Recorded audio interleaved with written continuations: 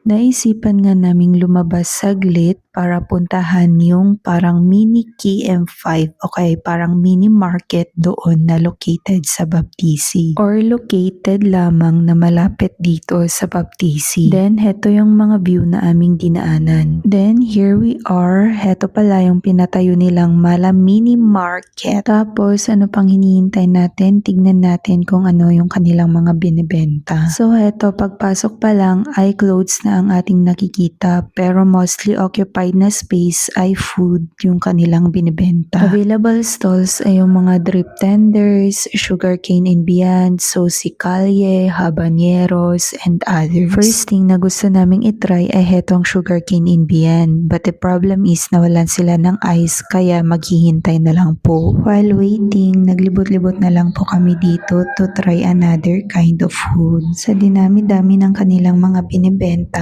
ay mahihirapan ka talaga kung saan ka mamimili. Curiosity kills na lang kapag ang isang stall ay pinipilahan o kaya kapag maraming taong nakapila. Heto, binalikan ng sugarcane and beyond and good to know may available na ice na po sila. So, tuloy na ang pagbebenta. Nakakaaliw lang kasi yung simpleng sugarcane lang na naitatanim doon sa probinsya ay ganitong produkto ang kanyang kinalalabasan. Worth it pa ang bayad kasi natural talaga yung kanilang ginagamit na sugarcane dito at patok pa sa madla. While waiting for the order ay heto muna at umupo muna kami dito saglit. Aside from the sugarcane and beyond ay heto na rin at itatry natin etong habanero. Dito naman may binibenta silang burger, chicken onion rings, carbonara, fries, but din different kinds. Like creamy carbonara with pesto bread, pesto pasta, cheesy bacon fries, bacon cheeseburger, and others. Nakla si da amin nga makan, depende lang dita ano anya ti makayatam.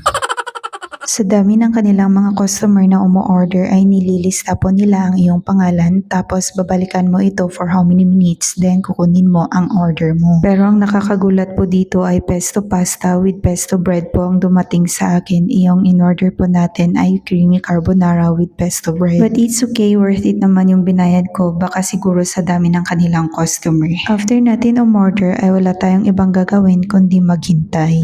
Unang dumating na kanilang order ay hetong drinks that is from the sugarcane and beyond. Then wala tayong ibang gagawin kundi share and then taste test. Walang ibang malalasan kundi ang natural na sugarcane.